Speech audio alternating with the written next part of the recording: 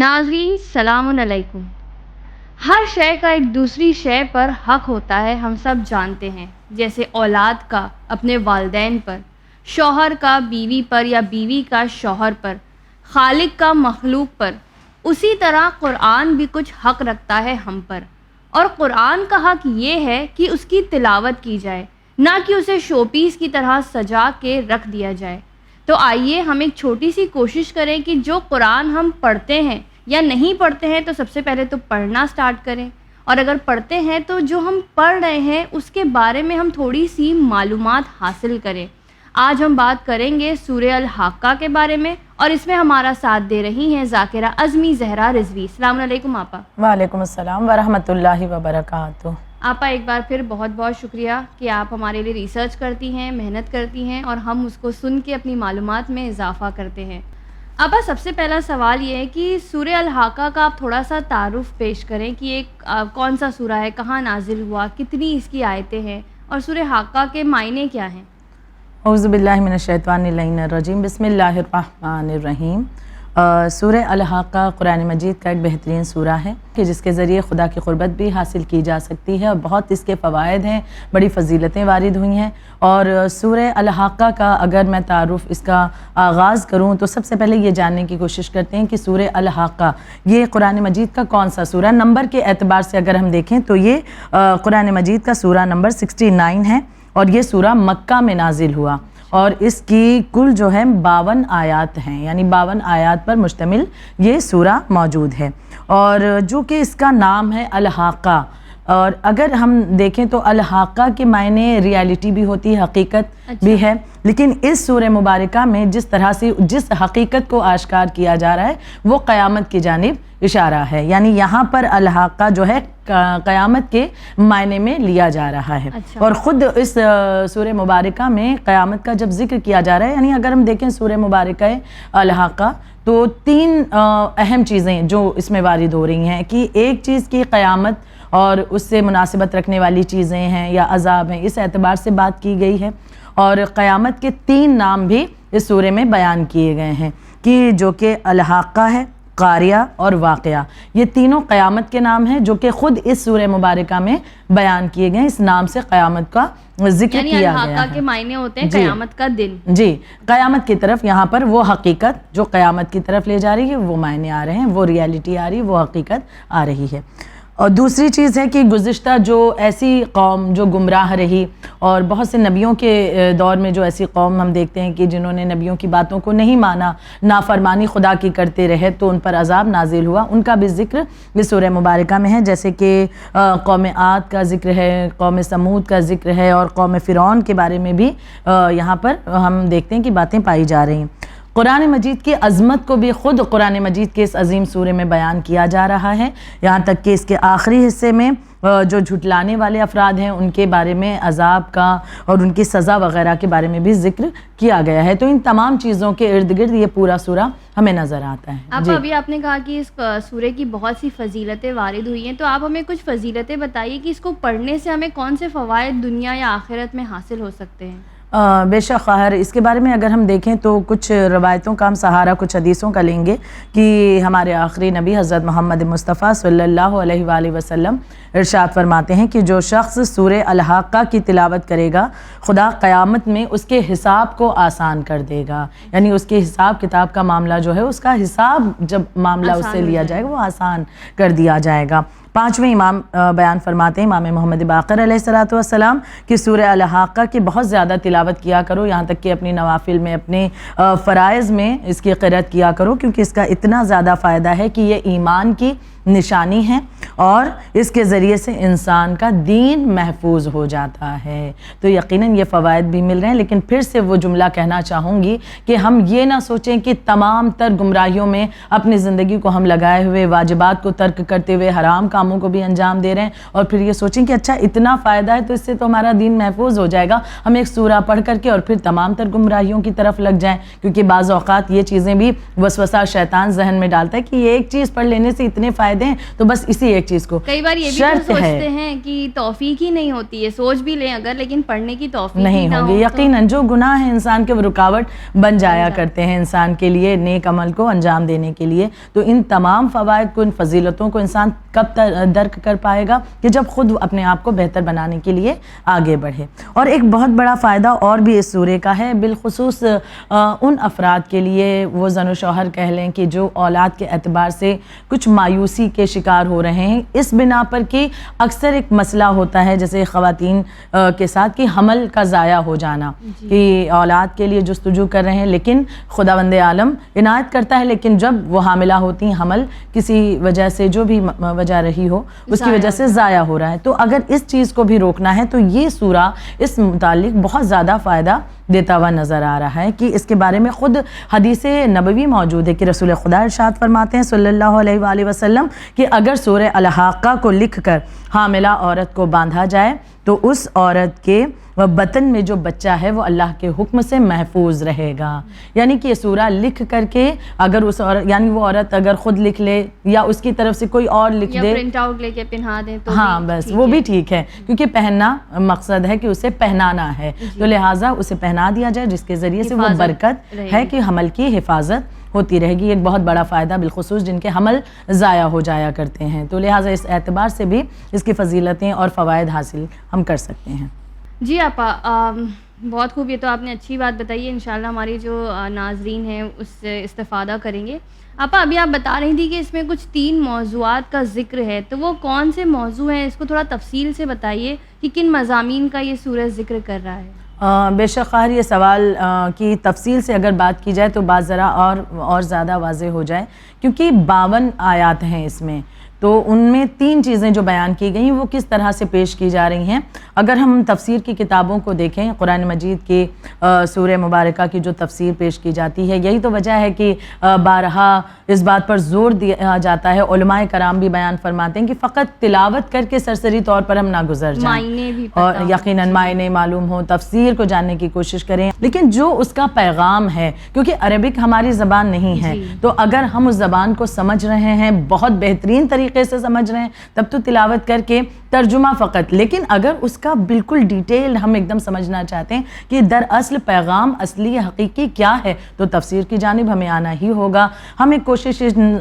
سوروں کی معرفت کے حوالے سے اس شو کے ذریعے سے کرتے ہیں کہ تفسیر کے حوالے سے کچھ باتیں پیش کر سکیں, کہ ایک مرتبہ وہ تمام موضوعات ذرا واضح ہو سکیں ذہنوں میں. ہم سورہ الحاقہ کی اگر بات کریں تو تفسیر کی کتابوں میں انہیں الگ الگ اعتبار سے کچھ حصوں کے اعتبار سے بانٹا گیا, جیسے کہ آیت نمبر 1 سے لے کر 8 تک سورہ الحاقہ کی اگر ہم اس میں دیکھیں, جیسے کہ آغاز ہو رہا ہے بسم اللہ الرحمن الرحیم, الحاقۃ ملحاقہ وما ادراک ملحاقہ. اب اس کا ترجمہ یہ ہے کہ وہ دن جو یقیناً واقع ہوگا, اور یہ واقع ہونے والا دن کیا ہے, اور تمہیں کیا معلوم کہ وہ واقع ہونے والا دن کیا ہے. یہ کون سے دن کی طرف اشارہ, قیامت کا دن ہے. آغاز یہاں سے ہو رہا ہے. پھر 1 سے لے کر کے 8 آیات جو ہیں, ان میں جن باتوں کا ذکر ہے اس میں بات شروع قیامت کے دن سے ہو رہی ہے, اور پھر اس قیامت کے دن سے بڑھتے ہوئے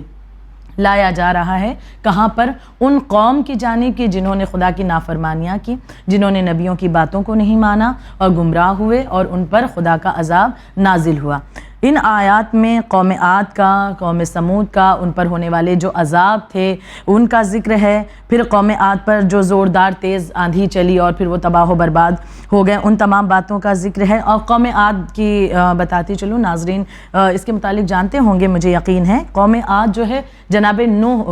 ہود علیہ السلام جو نبی تھے اللہ کے, ہود نبی کی قوم تھی. اور قوم سمود جو ہے یہ جناب صالح نبی کی قوم تھی. جناب صالح جن کی اونٹنی کا قصہ بہت ہی مشہور ہے, اور ان لوگوں نے کس طرح سے گمراہی کی تھی اور کس طرح سے بات کو نہیں مانا, اور جو اونٹنی آیت اللہ بنا کر بھیجی گئی تھی, نشانی اللہ کی, اسے قتل کر دیا تھا. وہ تمام چیزیں بیان کی جا رہی 1 سے لے کر 8 تک کی آیتوں میں. پھر 9 سے لے کر 12 تک کی آیتیں جو ہیں, آیت نمبر 9 سے لے کر 12 تک کی, ان آیتوں میں فرعون اور قوم لوط کے گناہ کے بارے میں ذکر کیا گیا, اور ان پر جو عذاب نازل کیا گیا ان کے بارے میں. فرعون کی جو گمراہی اور قوم لوط جو ایک گناہ کر رہی تھی, جس کے بارے میں علم رکھتے ہیں ناظرین کہ کون سا گناہ کہ جو بہت زیادہ جس کی مذمت وارد ہوئی ہے, ان کے متعلق جو عذاب ہے ان کا ذکر یہاں پر کیا گیا ہے. پھر 13 سے لے کر 17 تک کے جو آیتیں ہیں, یہاں پر بات کی جا رہی ہے سور پھونکے جانے والا معاملہ، اچھا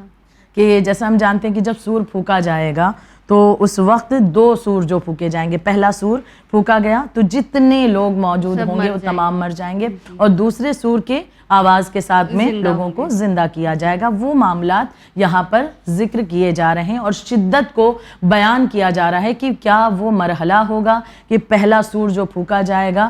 یہاں تک کہ دیگر بھی سوروں میں اور دیگر روایتوں میں بھی ذکر کیا گیا ہے کہ اس سور کی شدت اتنی زیادہ ہوگی، منازل الاخرہ میں موجود ہے کہ جو اگر حاملہ عورت ہوں گی تو ان کا حمل بھی ضائع ہو جائیں گے اس آواز کو سن کر کے، اس دہشت کی وجہ سے، یعنی ایسی ہولناکی ہوگی کہ ہم تصور بھی نہیں کر سکتے۔ ان چیزوں کا ذکر آیت نمبر 13 سے 17 میں کیا گیا ہے۔ پھر 18 سے لے کر کے 24 تک کے ان میں سور پھونکے جانے کے بعد کے معاملات پھر اس میں بیان کیے جا رہے ہیں، یعنی بالکل ہم دیکھیں اسٹیپ وائز، بالکل ہاں اسٹیپ بائی اسٹیپ چل رہے ہیں۔ اور اس میں نامہ اعمال جو دائیں ہاتھ میں جن لوگوں کے دیے جائیں گے، پھر ان کی کیا خوشی ہوگی، کس طرح وہ خوشی کا اظہار کریں گے کہ وہ کامیاب ہو گئے، اور اپنے آپ کو لوگوں کے سامنے ایک دم پرمسرت محسوس کریں گے، ان باتوں کا ذکر یہاں پر ہے۔ پھر 25 سے لے کر 29 آیات جو ہیں اس میں ان لوگوں کا ذکر کیا جا رہا ہے جنہیں نامہ اعمال بائیں ہاتھ میں دیا جائے گا، پھر ان کے بارے میں یہاں پر ذکر کیا گیا۔ پھر جب یہاں سے مرحلہ آگے بڑھتا ہے تو 30 لے کر کے 37 تک کے جو آیتیں ہیں ان میں عذاب کا ذکر ہے کہ بائیں ہاتھ میں جب نامہ اعمال ملا تو اس کے معنی انسان ناکام رہا، یعنی کہ اس کے لیے عذاب ہے، تو ان عذاب کے بارے میں یہاں پر بیان کیا جا رہا ہے۔ پھر 38 سے لے کر کے 43 38 سے لے کر 43 تک کے جو آیات ہیں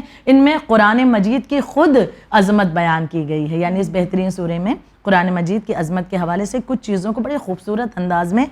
پیش کیا گیا۔ اور پھر آخر جو آیات ہوں گی 44 سے لے کر 52 تک، اس میں رسول اکرم کے مقام، ان کے یقین کا ذکر ہے اور اللہ کے نام کی تسبیح کرنے کا حکم دیا جا رہا ہے، یعنی یہ تمام مضامین ان سورے میں کور کیے، یعنی ہمارے پاس اتنی بڑی دولت موجود ہے، کون سا مذہب ایسا ہے جو یہ بھی بتاتا ہے آپ کو کہ اس دن یہ ہوگا،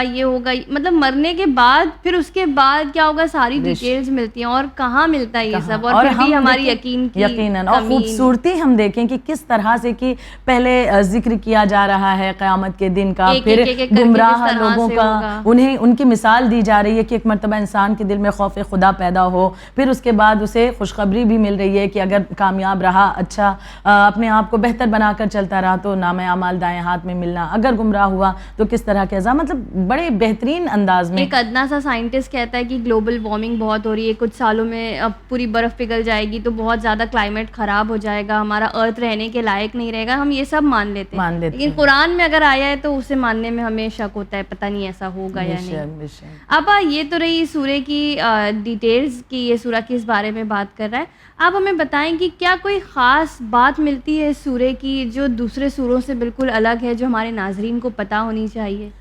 جی، ایک چیز جو جب میں نے اس سورہ مبارکہ کی تفسیر کو پڑھنا شروع کیا تو ایک چیز جو سامنے آئی اور میں چاہتی بھی ہوں کہ اس کا ذکر کر دوں کہ اس کے بارے میں یہ ہے کہ اس سورہ مبارکہ کی ایک آیت ہے جو آیت نمبر 37 کہ لا یاکلہ الا الخاطئون، جس کا ترجمہ یہ ہے کہ جسے گناہ گاروں کے علاوہ کوئی نہیں کھا سکتا، یعنی اس آیت سے پہلے مطلب اس بات کا اس سورے میں ذکر ہے جب ہم دیکھ رہے ہیں عذاب کے حوالے سے کہ جو جہنمی ہوں گے تو ان کا جو کھانا ہوگا وہ کیا ہوگا، کہ بعض اوقات ہم سنتے رہتے روایتوں میں یقیناً کہ وہ پیپ اور وہ تمام چیزیں جو ہے ایک دم غلیظ چیزیں جو ہم تصور کرتے بھی ہیں تو ایک مرتبہ یقیناً پریشان ہو جاتی، وہ چیزیں ان جہنمی لوگوں کا کھانا ہوں گی، غذا ہوں گی۔ تو اس کے بعد میں خطا کاروں کا یقیناً، تو اسی کے اعتبار سے اس آیت میں بیان کیا جا رہا ہے کہ لا یاکلہ الا الخاطئون، خاطئون جو بیان کیا گیا جسے گنہگاروں یا خطا کاروں کے علاوہ کوئی نہیں کھا سکتا، یعنی وہ غذا۔ اب اس کے بارے میں حدیثوں میں وارد ہوا ہے کہ سعصع بن سہان جو کہ مولا کائنات حضرت علی بن ابی طالب علیہ السلام کے صحابی تھے، وہ کہتے ہیں کہ ایک عرب شخص تھا مولا کائنات کی خدمت میں حاضر ہوا اور اس نے ایک سوال کیا اس آیت کے متعلق، اس آیت میں جو خاطئون یعنی خطا کار کا جو لفظ استعمال کیا ہے، تو اس نے پوچھا، سوال اس کا یہ تھا، وہ خاطئون کو دراصل خاتون پڑھ رہا تھا، اچھا، یعنی لکھنے میں ہم دیکھیں تو خے الف تو واو اور نون آتا ہے، اور پھر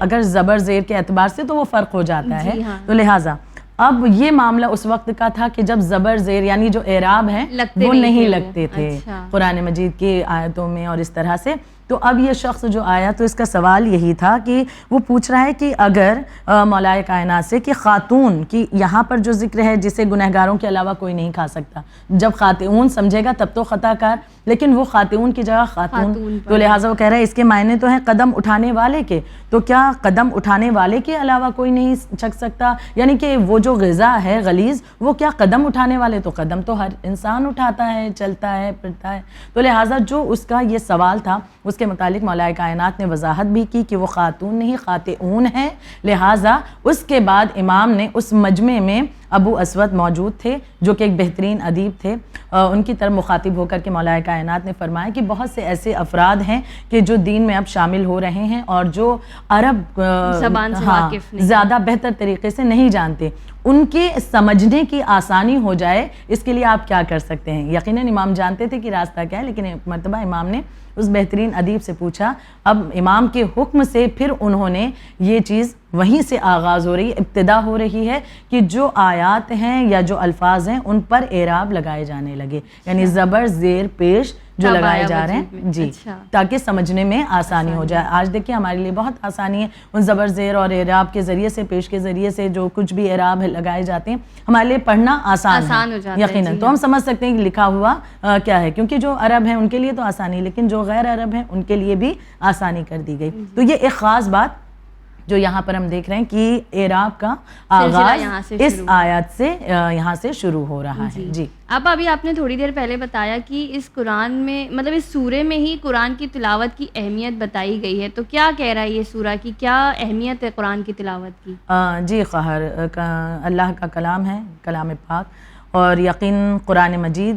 کی خود اپنی تعریف بھی بیان کر رہا ہے. اور جب ہم سورہ الحاقہ کی تلاوت کرتے ہیں تو اس میں ہم دیکھتے ہیں کہ آیت نمبر 38 سے لے کر کے 43 تک کے جب ہم ترجمہ پڑھنے کی کوشش کریں, میں ایک مرتبہ اسے دہرا دوں کہ جس میں بیان کیا گیا ہے کہ بسم اللہ الرحمن الرحیم, قسم کھاتا ہوں میں اس کی جسے تم دیکھ رہے ہو اور اس کی جسے تم نہیں دیکھتے, کہ یہ قرآن مجید ایک بزرگوار رسول اللہ کی زبان سے نکلا ہوا کلام ہے اور یہ کسی شاعر کا قول نہیں ہے, لیکن تم بہت کم ایمان لاتے ہو, اور نہ ہی یہ کسی کاہن کا قول ہے لیکن تم بہت ہی کم ذکر کرتے ہو, بلکہ یہ وہ کلام ہے جو عالمین کے پروردگار کی طرف سے نازل ہوا ہے. یعنی کہ یہاں پر واضح کر دیا گیا کہ انسان یہ نہ سوچے, کیونکہ ایسا بھی دور گزرا ہے کہ جب رسول اللہ پر یہ الزام ابو جہل کی طرف سے یا بہت سے ایسے دشمن تھے کہ جن کی جانب سے لگایا جاتا تھا کہ یہ رسول اللہ کا اپنا کلام ہے, یا رسول نے تو اشعار بیان کیے, تو شاعری کرتے ہیں, تو لہٰذا یہ شاعری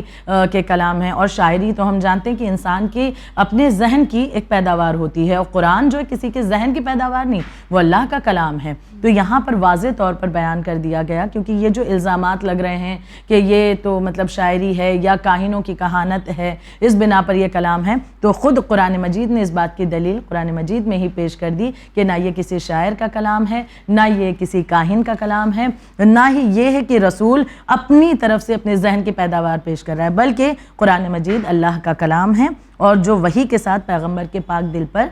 نازل ہوا ہے. تو اس انداز سے اس بات کی بھی وضاحت کر دی گئی رہتی دنیا تک کے لیے, تاکہ واضح ہو جائے کہ یہ کسی انسان کی طرف سے دیا ہوا کچھ اس کے ذہن کا پیداوار یا کچھ نجومی اعتبار سے چیزیں نہیں, بلکہ یہ اللہ کا کلام ہے کہ جو معجز نما ہے. آپا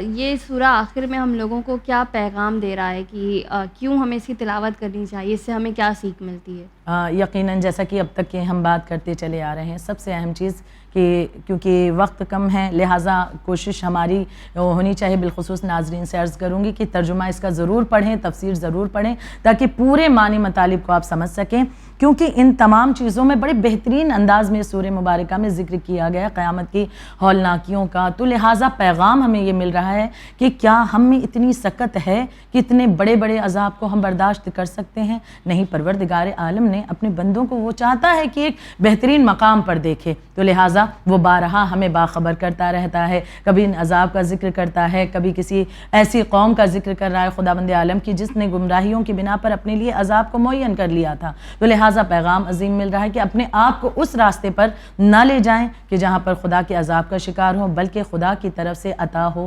بخشش ہو، رحم ہو، اس کی مہر ہو، عنایتیں ہوں، یہ تمام چیزیں ہم لا سکیں اپنی زندگی میں۔ اس کے لیے کوشش کریں، اور بہترین سہارا قرآن اور اہل بیت اطہار کا، کہ جو ان کی گائیڈنس میں ہم اپنے آپ کو اس راہ تک، اس منزل تک در حقیقت اپنے آپ کو پہنچا سکتے ہیں انشاءاللہ۔ جزاک اللہ آپا، بہت بہت شکریہ، اور امید ہے جس طرح میرے علم میں اضافہ ہوا ہے ناظرین کے بھی علم میں اضافہ ہوا ہوگا۔ ناظرین، ہم اسی لیے یہ شوز لے کر آتے ہیں آپ کے لیے کہ آپ کو پتہ چلے کہ قرآن مجید کے جو سورے ہیں یہ ہم سے کیا کہہ رہے ہیں۔ ہمارے پاس ریل اسکرول کرنے کا بہت ٹائم ہوتا ہے، فالتو ویڈیوز ہم لوگ بہت دیکھتے ہیں، تو ہمیں کوشش یہ کرنی چاہیے کہ اگر ہم وہ تھوڑا سا وہاں ٹائم کم کر کے اگر صرف 15 سے 20 منٹ قرآن پڑھ لیں، یا اگر آپ عربک نہیں جانتے اس کے صرف معنی پڑھ لیں، تو ہم لوگوں کی زندگی ایک بہتری کی طرف ضرور جا سکتی ہے۔ اور اسی پیغام کے ساتھ کی کوشش کریے کہ قرآن کو اپنی زندگی میں شامل کریے۔ آپ مجھے دیجیے اجازت، دیکھتے رہیے چینل ون۔ شکریہ، خدا حافظ۔